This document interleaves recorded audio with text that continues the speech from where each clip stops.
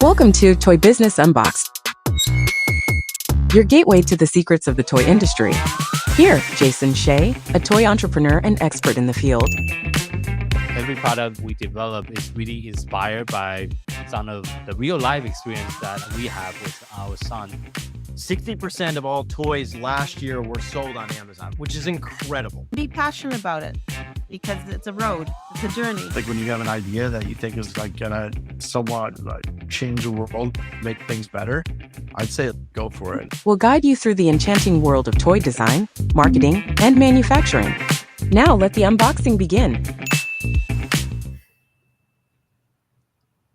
Welcome back to another episode of Toy Business Unboxed. Today, we're joined by Joe, a co-creator of War's trading card game, a game that's shaking up the trading card industry with a fresh take on the battle system. War, the game isn't just a typical trading card game. It's a game where the creature truly fight back, powered by intuitive dice-based system. So, and he and his brother has started the company as a passion project, but you have quickly grow into something much bigger. So thank you so much for joining us on the podcast today, Joe. Yeah, thanks for having me on. So before we dive in to understand a little bit more about the background and the product line, can you tell us a little bit about the story behind the company? How do you create this trading card games, system that you currently have? Yeah, so this is kind of a fun story we've told a bunch of times now. But basically the way it happened is me and my brother and a couple of my cousins and friends, during the middle of winter, we live way up in Minnesota, like northern Minnesota, close to Canada. So in the winter, it can commonly get down to like -20, -30. Oh, well. Yeah, like really cool, the crazy people we are is we will pick one of those weekends in January where it's going to be really cold, and we go out to our family cabin inside Lake Minnesota. And what we'll do is we will kind of unplug from the world a little bit. There's no internet, no running water, none of that. So it's basically just board games, card games. We do have power. I mean, we're not going to, die out there. But we do have power, so bring some old Nintendos and stuff. But the way Ward fits into this is a few years ago, I had kind of messed around by making some just like goofy cards on a Microsoft Paint.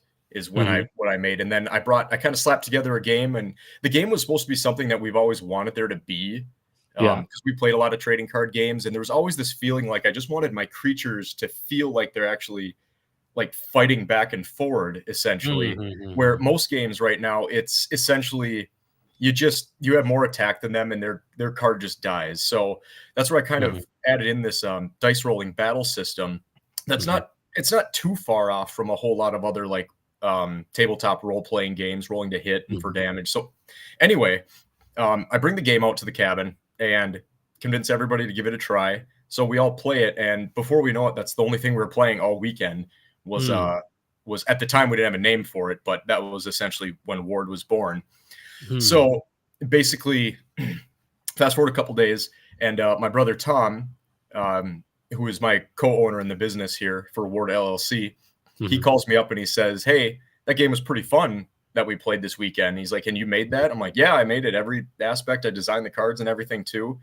And he was like, he's like, "I think we could do something with that." He's like, "That was like really, really fun. I think other people would like it too." And I was kind of like, "What do you mean? Like manufacturing, selling it to people, like going to thrift shops or whatever?" And he's like, yeah. So I said no, actually. I was the one who, I said no. I didn't want anything to do with it at the time. It was just supposed to be fun. We call it one of our cabin games. We just pull it out once in a while and just play it when we're bored. Well, about a week goes by, and Tom calls me up and he says, "Hey, by the way, we have an LLC now." He's like, "For the card game." I'm like, "Wow, okay, here we go. Let's do this." So then it came the project of finding an artist, manufacturer, obviously attorneys. You got to find that, copyright, trademark. Oh, then the whole shebang just kind of opened up. And we had hosted our very first, we'd gone to a couple stores after we'd gotten our first print in, and we did some testing amongst some of the local high school kids. Actually, they had D&D groups, and with the dice rolling, that's something that they kind of latched onto. Well, during our play test, they're loving it. So we're like, well, okay, other people are liking it. It's not just us. So we went to a local card shop in just a couple towns over from us up in northern Minnesota, and they were enamored with the game too. and they said, hey, let's try to do a tournament and see if people can latch onto this. And I'm like, oh, okay, yeah, let's give that a try. So we went back, we made sure all the rules are locked up, because if it's tournament, we're going to give out prizes. People want to feel like it's a fair game. So we had the first tournament, and lo and behold, everybody loved it at the tournament. We had guys there who play, big card games like Magic or Yu-Gi-Oh or Pokemon. And they're like, yeah, I had more fun with this than I've had with playing Magic in years. So it was at that point after that tournament that we had really locked in that, like, yeah, we have something here. Let's rock and roll, and let's keep going with this. I see. How big was that original first tournament? How many people participated? 16. We had 16 people in it. And then 16 people were in that first tournament. And it was good because they had a bunch of their local guys come out. And it was some people we worked with showed up, and then other just random people caught wind of it and wanted to give it a try. So yeah, good 16 tournament. Makes it easy for me to do brackets. Yeah. That's an even number. Yes. Yep. Yeah, for sure. And I think in order to give the audience more context, because the battery system itself is really unique. I also have played Pokemon card game with my son in the past, and there's never a dice involved in the whole game. So can you kind of explain the rule? And I know you have a game with you that maybe you can also show the audience, for those audience that's maybe watching. Let's start with, here's one of the boxes here. Oh, got to get it on the camera, and so it's not shining too much here. I got a lot of glare going on. But, oh, God, I can't find. Okay, so maybe I turn it sideways. So there's one of the boxes there that comes in. This would be one of our booster pack boxes here that I can show off. And that'll contain 24 boosters in it. Okay. And then that will have, so here's just a little booster pack. And you'll notice right away that these packs actually look different than traditional booster packs for trading card games. The reason is because if I can get it right here, if you see up in the top corner here, there's a little easy tear. So essentially how these work, and you know what, I'll open one up right here, is it's as simple as just like that. Okay. It tears right like that, and the cards come out. So Yep. And then essentially, so here's the cards here. I'll just fan out a couple of them, trying to do this with the camera as well. The blue ones are the Magics. And the tan ones are the creatures. Yeah. Like, that's a pretty cool one there. Yeah, and you can see there's a very old school design to them, because we always like the old school looking card games. Like, it's on like kind of like ripped parchment paper, like it's a D&D character sheet almost. Yeah. And then these ones, the blue ones, are supposed to be like they're on a cracked old stone tablet. It's hard to see on the camera. I see. Yeah. So that would be a booster, but then this is the real seller here. Is these big, thick, fat packs. Okay. These are a starter deck. Starter deck, okay. Yep, it's still got this easy tear on it, so it just pops open. Yeah. And I won't do this. This is actually the last one of this one, and I've been told I got to forever. Okay. But we have other ones here too. Like, this would be our generation 1 with the cool Alvarine on the front of it there. Yeah. And so what these are designed to do, though, and this is another thing we wanted the game to be, is we wanted it to be a just like tear and start playing right off the bat. You can and so there's a lot of games that will do something like that, but every card in here is random, but ratioed to be correctly ready to play. So you'll have the right number of Magics in there, the right number of creatures, and it'll work. It'll work right out of the pack. So you don't need to go and figure out how to make a deck or anything. Just grab this, rip it open, and just start playing. And most of how Ward plays is very straightforward. Okay. And you had brought up the battle system. Okay. So the way we came up with a dice rolling battle system is when we always played card games, and Dungeons and Dragons were a big part of how we would of games that we would play all the time. So when I was thinking about making a game, originally it was going to be similar to Pokemon, where there's just like set damage and that's how much you do when you attack on your turn. But then the way I had the game designed is there was like this weird thing where I'm like, well, actually, you won't even need to take your turns, because you could like just predict 5 turns ahead. You're like, well, he's going to do 20, I'm going to do 30, he's going to do, and then you know who's going to win. It would just kind of waste time. So that's what we figured. Let's throw in dice, and not just any dice. We weren't going to use 20-sided, 100-sided, 4-sided. We just wanted 6-sided dice, because everybody has access to those somewhere at home. I mean, even before they were just laying around the house in other card games. Games. Everyone's got grandma's Farkle set sitting around that you can grab some dice from. So that's everything about the game has always been about accessibility and ease of access. Okay. And that was a big part of it too, is why we chose 6-sided dice. And the dice allow you to have, it actually feels like they're battling. So I'll roll my dice, add it up. That's how much damage I do. Some creatures that are stronger will get more dice, thus they average doing more damage. Some get less. And there's two. So that was why dice were pulled into it. And just using dice in general opened us up to just a ton of different like fun effects that you can do. Like, for example, there's a card that when you play it to the field, your opponent can't cause damage or use magic until on their turn they can roll a 1 through 3 to break out of it. So, I see. Okay. Yeah. Okay, so the dice are used for far more than just the combat. They're used for almost every aspect of the game. It is definitely a game of dice. I see. Yeah, that's very unique because just like you say, like based on my experience playing Pokemon game, that's pretty straightforward. Just by looking at the card, you already know which card is going to win. Yeah, I mean, yeah, they have the trainer cards and everything too that you can use to kind of flip the game around, and then like the Pokemon powers. But essentially, there was a lot of times if you're playing with kind of a lower end deck of Pokemon cards, like you just know who's going to win. Essentially, yeah. So we needed to find. That's why we did the dice, is we needed to find something to combat that, pun intended. And for sure. And I know a lot of the trading card game tend to build more and more complexity over time, but I think with your card game you try to keep things fairly streamlined. We wanted to bring the games back, and one of our biggest mottos has always been, it's a trading card game, like that's what we like focus on. It is a game. It's exclude the rarity stuff, the PSA stuff, holographics, all that. Our focus is on the game. We want to make the funnest game for you to play and make it I'm not going to say word is simple. It's straightforward. That's what it is. You'll look at the cards, and if you've ever, I don't know, played any card game or a video game of any type, you're going to look at these and just kind of understand how the game works without even reading a rule of any type. You're going to see up in the corner, there's like HP, there's attack dice, there's like, it's very straightforward. Obviously, you're going to have to read the rules. You'll probably end up playing wrong, but you were going to need a game map, like a lot of other trading card games, they have a game map as well. Yeah, I got a couple of them here. Do you want to see one that's got some zones on it? Like, sure, yeah. Yeah, sure. I have one. I'm going to have to get up for a second here and go grab it. I will be right back. Sure.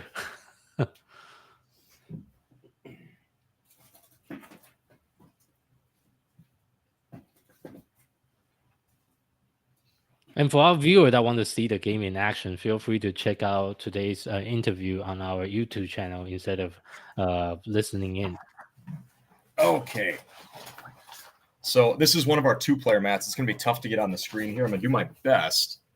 So this would be... Let me see if I can slide out to the corner here. There we go. I feel like a teacher right now. Yeah, I can see.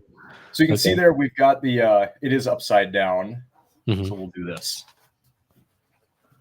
There we go. There you go. Yeah. There's the other half of the mat there. Okay. Yeah, so you can see here that you have the primary creature. Ward is a game of just battling one-on-one with creatures. And then down below you have the magic slots. The magic essentially is there to kind of bend the rules of the game a little bit. So you'll play magic. Maybe it makes your primary creature have more attack dice. Or you'll play a magic that boosts their armor level. Or one that makes it so your opponent can't play magic for a turn. Yeah. So essentially that's what it is. It is very straightforward and simple. Summon your creature out, power them up, and rock and roll with the dice. And now a dice battle is always it's always a back and forward. So if you and I are playing and I'm controlling the field and I'm going to attack you, the first thing we'd have to look at is whose creature is actually faster. There's a speed stat on all of the creatures. So even if it was my turn and I'm going to battle with you, if your creature's fast, you're going to actually get to roll your hit and attack dice first. Oh, okay. Yep, even though it's my turn. Yeah. So a battle is always a back and forth. Okay. Yep. So that really adds this different layer to the game that it's like, let's see. Oh God, there's a ton of old games that play like that. There's one called, I hate to just name drop all these other games for free advertising, but one called Advanced Wars. It's a video game, so it has nothing to do with like cards. But it would be when you'd battle something or try to attack like another tank, it would also do damage back to you. So we kind of took a little bit of that aspect, and then it I really see. actually feels like you are in combat with them. Your two creatures you have on the field are actually fighting, and then the game turns into who can get the right magics onto the creature to power them up enough to overcome the other one. Mhm. And then there's the aspect of how you win, which is Yeah. completely different.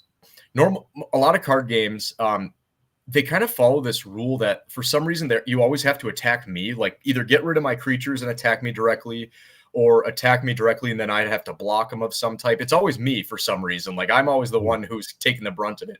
We wanted the battle to be about the creatures on the field, the monsters, the knights and everything, and they're battling. So the goal of the game is I would have to destroy enough of my opponent's creatures to get a total of 300 creature HP into their cemetery, creature health points. Yeah. So like if I had one here, who's this guy? The skeleton pirate.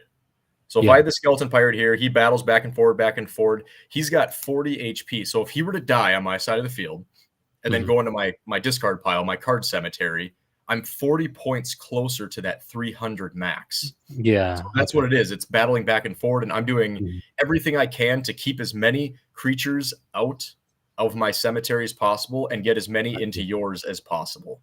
I see. And to play this, and so the way it would be going really deep into the rules of the game, but to get the stronger creatures out with the higher armor level, they tend to be the stronger. And armor level is it's a level your opponent has to roll to even hit you to do damage. So if my creature's armor level is 5, you'd roll 2 hit dice and then add any maybe modifiers or something, but you roll 2 hit dice. Where's my fingers? 2 hit dice. And you'd have to get a 5 or better with those 2 dice. So obviously the creatures that have higher armor level are harder to hit, thus you can't do damage. Yeah. So to play those higher armor levels to the field, you have to sacrifice your weaker creatures either from the field or your hand to play them. So if I were to sacrifice that skeleton pirate to my cemetery to get a big bad boy that's got like 100 health, 12 armor, something like that, I'm actually making myself closer to losing the game, but I'm trading that off for a very strong creature on the field. On the field. Okay. So it's a whole nother aspect. And we've done a lot of research into a lot of games, especially right when we decided to move on with this. And we can't seem to, there's no battle system like Ward. There's nothing even close to it. Nothing plays like Ward at all. You could argue that maybe the game flow is closest to playing Yu-Gi-Oh, I suppose, is the closest that you're going to get. But once you sit down and play it, you're going to be like, no, this is its own monster. You're rolling dice. You're trying to get their creatures into their cemetery. It's very straightforward. And people love it. Most people who just sit down and play it, they almost are appreciative that a game like this even exists. And we'll have people tell us, please don't ever sell this game off to some big company because we'd hate to see it change from what it is. It's just so much fun. I see. Yeah, and that actually is a perfect leeway to my next question. I think you have built quite a bit of passionate community around the companies. What was some of the surprising reaction you get from your fans and the users? Oh man, there's so many. A lot of the reactions, like if we're my favorite thing is I love seeing dads and kids play together, dads and their sons. That's my favorite, is because because it's like such a bonding thing. And because of the dice rolling, it actually, it happened by accident, but Ward actually will make you way better at doing math inside your head, like really good at it too. So I've watched young kids that will, like, I will say like 6 to 8 younger kids. And I'll see them come to play at one of our tournaments. And the first tournament, they're counting on their fingers, trying to figure out how much damage they did. And then I'll see them maybe a couple months later in another tournament. Now they've played a bunch of Ward. And now they're just rattling off all the numbers. 5 dice. And they'll be like, okay, 7, 13, 21, times 2. So it's going to be 42. And they're just doing it all in their head. So it's kind of this really fun thing that came with it is seeing how it actually boosts your math skills, and it actually boosts your cognitive ability to do all this problem solving in your head. Become like a human calculator, basically. It's not crazy math or anything for people out there. It is adding, subtracting, a little bit of division and multiplication. But I see. I see. Another fun thing that I've seen that surprised me with the fans is there are some fans that will show up to like every event we go to, Oh, wow. which is always very fun. I mean, Yeah. they'll travel across the state to come to certain things. Mhm. And then some of these fans even made their own podcast that's dedicated just to Ward. Oh, And whoa, really? Yep. Yeah. I'll give them a shout out. The WWB, I think it's called the World Ward Broadcast. Oh, Wide okay. World Broad- Okay. Yeah, something like that. Yeah. Yes. So, and I listen to it once in a while too, because it's fun to hear their input too, because they go to a lot of tournaments or events, and it's I fun to see. hear what they say, and Yeah. even maybe consider making changes based on that. Okay. Mhm. And what was some of the biggest challenge to taking the game from the idea to a real, like a whole project that you have going on right now? The process of turning it from an idea into an actual game we're selling. Yes. Yeah. Obviously, there were the hardships with making the actual original cards. Like the Mhm. physical labor of making those was a nightmare. I'll never do that again. Yeah, so I think I made like 200 By some hand? cards by hand. Yeah, Oh, for the whoa. original ones. Yeah, it was 2 pieces of Uh-huh. cardstock glued together Yeah. and then laminated as well. Oh, okay. So, I mean, they okay. don't look horrible. I think they Yeah. look terrible. Some people like them. Yeah. But bringing it to life in a like a retail setting, Mhm. the hardest challenge has actually just been there's a lot. I mean, it's entrepreneurship. It's a business. There's a bazillion hard challenges, from learning tax codes to talking to our attorney about certain things. I mean, every bit of art that we make, we'll Yeah. have to talk to an attorney just to make sure we're not, messing anything up. Infringing on other people. Yeah. Okay. Yeah. Yeah, you got to be careful of all that stuff. Making sure our trademark's good, our copyright is good. So there's just a lot of business stuff you have to know, and it's kind of alarming. And especially when we're just a small team of 5 of us doing all this Yeah. stuff, with me and Tom doing the brunt of the work. Yeah. It's a lot of work, and you have to be Yeah. dedicated, and you have to be. Some of us are still working a full-time job and doing this as well. So you're talking Yeah. going to work 8 hours a day, coming home. I know. I think you have kids. I have kids too. You got to be with the kids for a while because Yeah. you're still a parent. And then if they go to bed, now I'm staying up till midnight doing ward stuff essentially. And that's an everyday thing. It is exhausting and a nightmare sometimes. But when we go to convention, we see how much people love the game. It all feels worth it. It all feels worth it. Those late nights, just to see Yeah. them happy. I can 100% relate to that. That's how I started. Like I shared with you before, in 2016, I have a full-time job. I was running the business. I remember sitting in traffic in commute, having meeting with like vendors, freelancers, and all that, sitting in traffic. So yeah, I can totally it's a relate. lot of work, especially throwing on a normal 9-to-5 job on top of it, because entrepreneurship is a full-time job plus more. It's more than a full-time job. Yeah. Yeah, 100%. Especially when you have, and I think one of the unique thing about trading card game is you also need to think about the balance, especially when you're introducing new card to the game, which is very different than other board games. You don't need to keep on introducing new card. So yeah, that's a whole nightmare in itself. It's fun. Parts of it are fun, but we have 300 cards total. We have 2 generations, 150 cards in each of those generations. Yeah. And when you make a new card, you have to not only like, oh, this is a fun effect or cool, like let's do that. You have to think how it's going to work with every single card out there. Is something going to be broken? So you have, I mean, when you have thousands upon thousands of combinations you can do, you're going to miss some. Even the big companies out there, when they release a new set, they miss stuff. Even with all their money put into all this play testing with 100 play testers, they still miss stuff because there's too many combinations to lock everything down.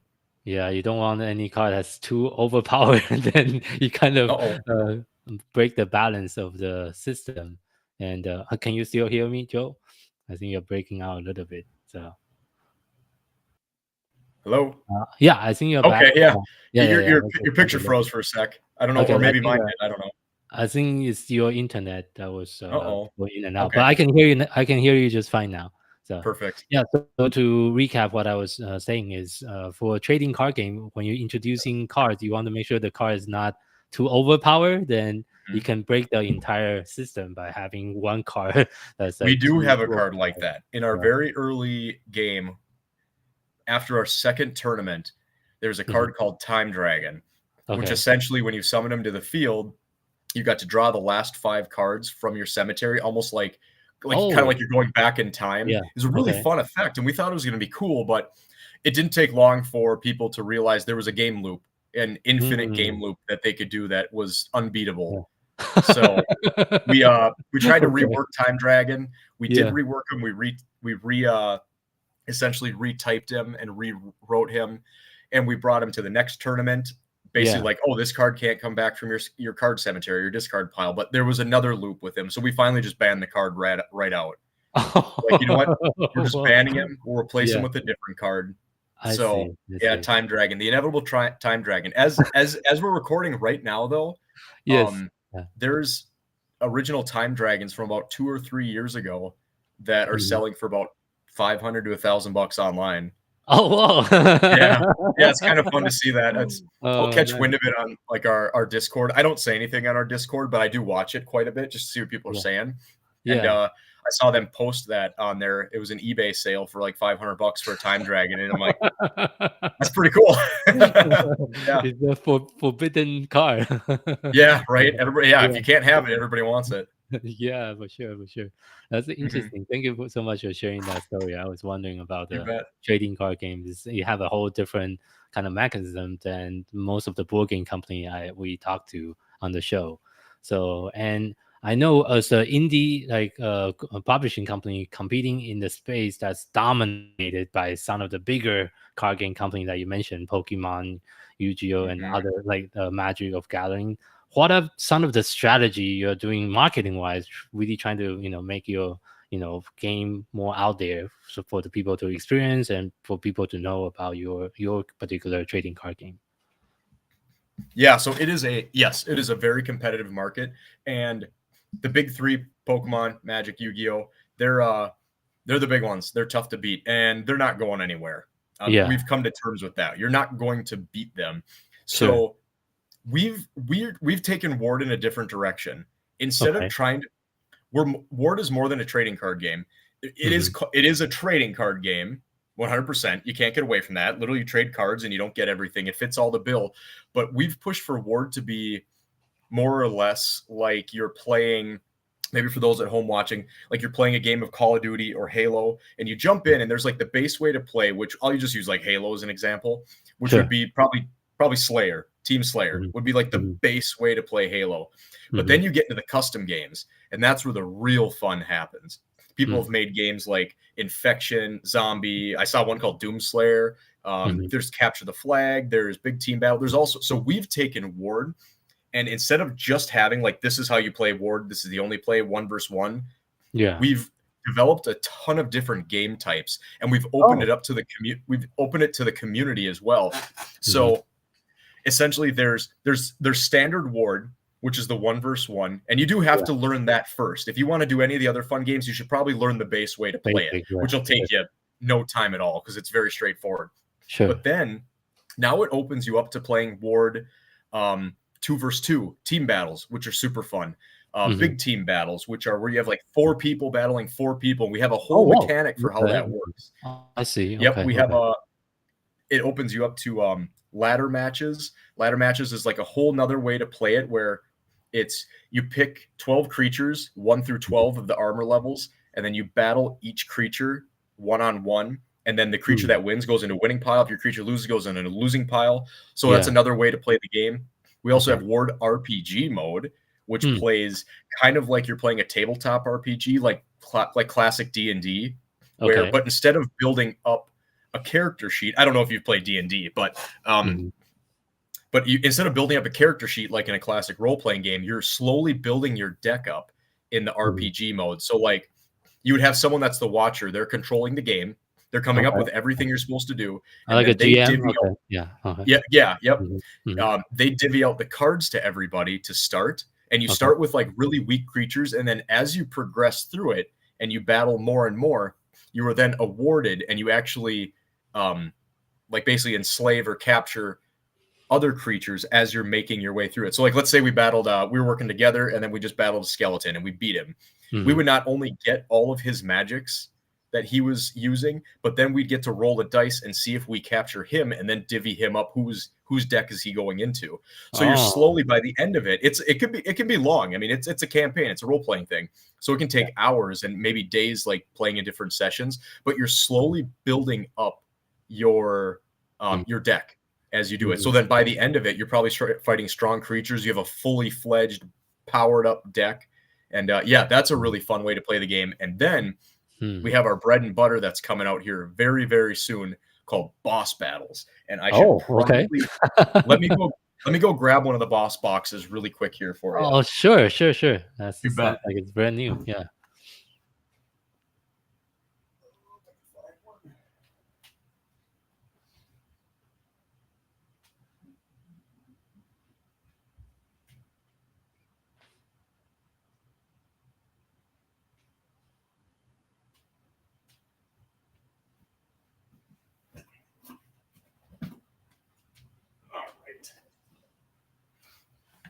I keep running away from the screen.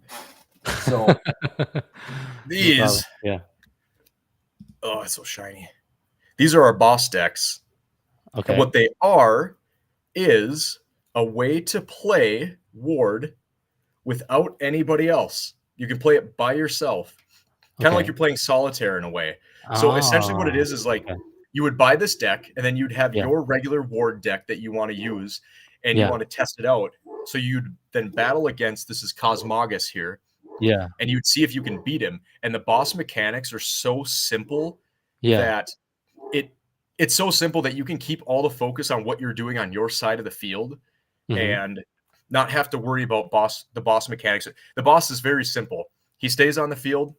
He battles once on his turn all the time, and he always flips up a magic every turn. And then you just do what the card says. That's it. So if the boss it's his turn, flip up a magic, say the magic says the boss gains +5 attack. Okay, he gets 5 attack, and then you know that you're going to have to battle the boss. So you'll do your rolls for your damage, and then you'll roll for the boss as well, and you can do it by yourself. Can you play co-op, like two versus? Yeah, so Cosmogus here is actually designed for 3 to 4 people. Oh, okay. Yeah. Okay. Let me see if I can get that as close as possible here. That's probably the best I can do. I apologize for my dog being a butthole. No problem. Yeah. Don't worry. Yeah.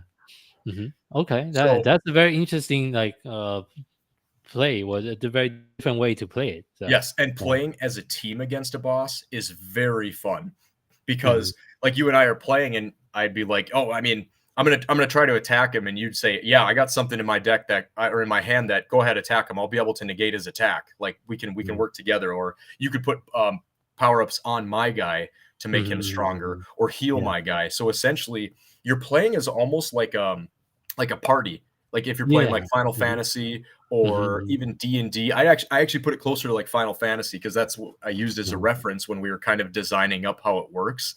Okay.